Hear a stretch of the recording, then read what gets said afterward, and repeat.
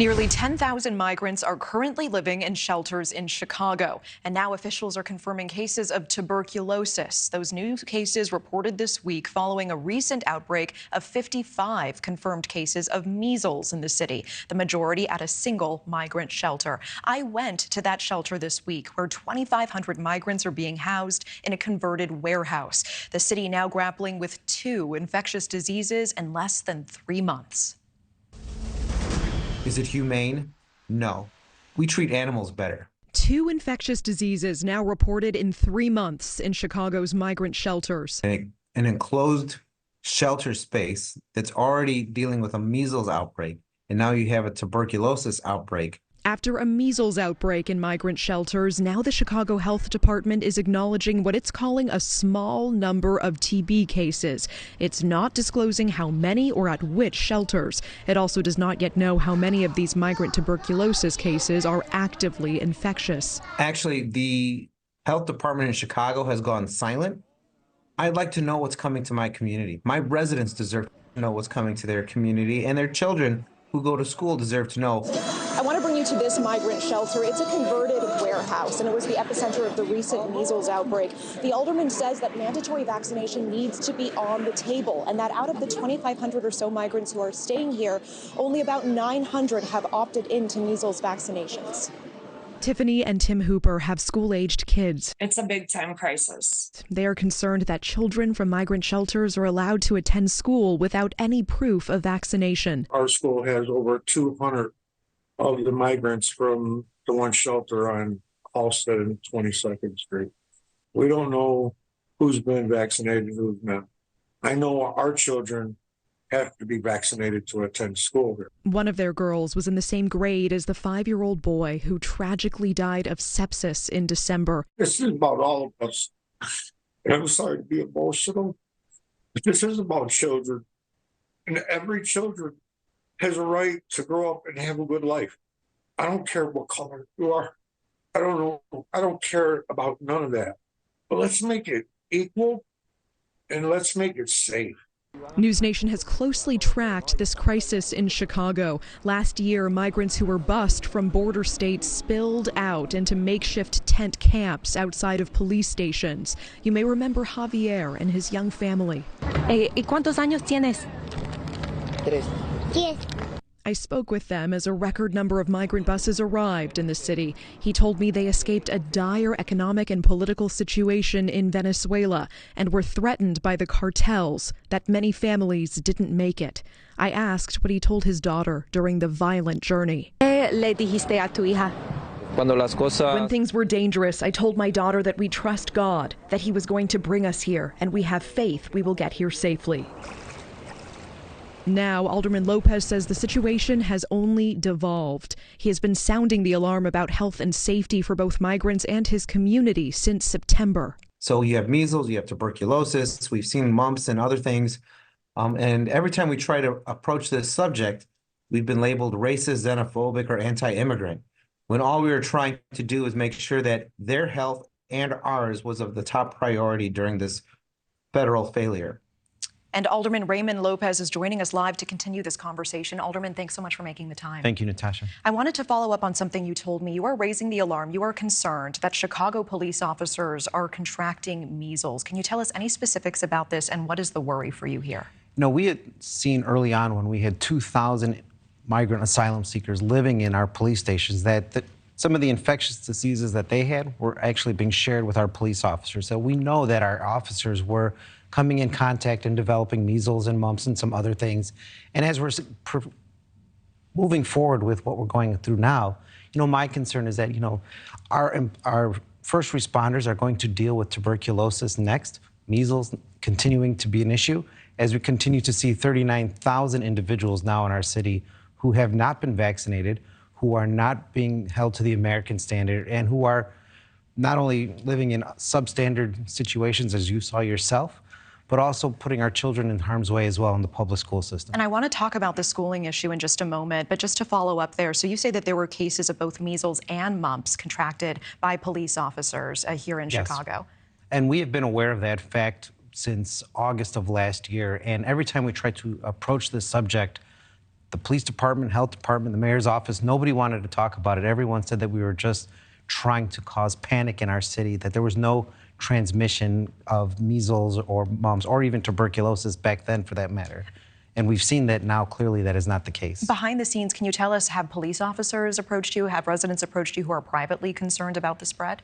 Every week I get calls and messages from officers who cannot come out publicly but are sharing the stories that they're dealing with in these shelters, sharing what they saw in the hospitals and in the ambulances, and seeing and telling me in a very general sense that all of what we talk about, all of what we fear is here, is happening, and is not being addressed by this administration. And roughly how many officers do you know have been affected, have contracted measles or mumps? You know, it's too hard for us to be able to quantify that when you have a public health department that refuses to acknowledge that fact even exists.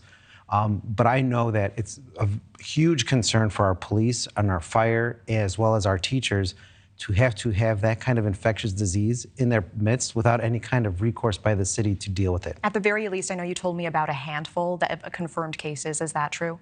Oh, there's more. There are dozens, if not, hundreds more, because we have 12,000 officers who were dealing with the migrants working in their police stations. So you can only imagine how bad it was spread. So, Alderman, I was at the shelter on Halstead. The warehouse is housing 2,500 people. You told me that you feel the migrants are being treated worse than animals. Can you tell me about the conditions inside of these converted warehouses, these shelters that are giving rise to measles outbreaks and now cases of tuberculosis? Well, that shelter that you visited has had nearly half a dozen tuberculosis cases in the last month, has had nearly 60 measles cases in the last 3 months, and was where a young child, a 5-year-old, lost his life in December because of sepsis and preventable diseases. Inside of that shelter, which was basically an abandoned warehouse, we have heard reports of rat feces being all over, raw sewage being exposed, and dense living conditions for individuals who have no other sanitary conditions but whatever we provide them. Clearly, we're failing because in the aftermath of that young boy's death, we did nothing to help adjudicate any of those concerns that were being raised. Rather, the local representative didn't even address those issues. It took another member of the city council who was contacted to raise the alarm to the administration to get them to act. And when you are housing people in these kind of conditions, if these were animals, we would have closed this down, we would have cited the owners, and we would have rescued everybody inside. We had a situation just on the south side of Chicago where 40 cats were immediately removed from a house because it was too filthy, with the same conditions. But we put more emphasis on saving the 40 cats than we are on trying to save the migrant asylum seekers whom we claim to care about. Yeah, and I hear your concern for the humanity of not only, and the dignity of not only and the safety of the migrants, but also your community. We were speaking with these concerned parents. I want to talk about this schooling issue. Their daughter was in the same grade as that 5-year-old boy who passed away from sepsis. And they're concerned. They feel there's a loophole that is allowing children who are staying in these migrant shelters to be put into the public school system here in Chicago without any proof of vaccination, without a measles vaccine. Explain this loophole to me in a nutshell. Is that what's happening? So that is exactly what's happening, because there are federal regulations that allow us to waive vaccination requirements when you have homeless children. The city of Chicago and the public school system are using that loophole to allow for 1,200 migrant asylum seeker children to attend school without any kind of vaccination requirements. Even as we've seen with the measles, they were finally able to say, look, we need you to get vaccinated now so that you don't infect anybody else. But it's been too late. We've been doing this for nearly 2 years now, and without any kind of support or awareness to the parents of what is being put in their schools, letting them know that they may come in contact with other children who are not vaccinated to our standards, to warn them in case they have young children or older individuals with any kind of comorbidities that may put them at risk. And it's shameful. There are 2 more quick topics I want to hit with you. You're in favor of forced vaccination because you were saying at that Halstead location, that shelter, 2,500 migrants there, 900 about opted in to a measles vaccination. What do you want to see here? I mean, what do you say to people who say, no, human dignity is being violated if you force migrants to accept a vaccination? Look, they came to this country for a reason. They want to be a part of the American fabric and live to our standards. Well, our standards include vaccinating our children. And if we did not have the federal government inoculate them when they arrived here, then Chicago taxpayers should have the right to be able to say, if we're going to house you, care for you, feed you, clothe you, and educate you, at minimum, you should be able to get the vaccinations that we would require on our own children. I don't think that's out of the scope of possibilities when we come to this discussion. Too often we forget that just 4 years ago, we were requiring people to get vaccinated for COVID, especially in the city of Chicago.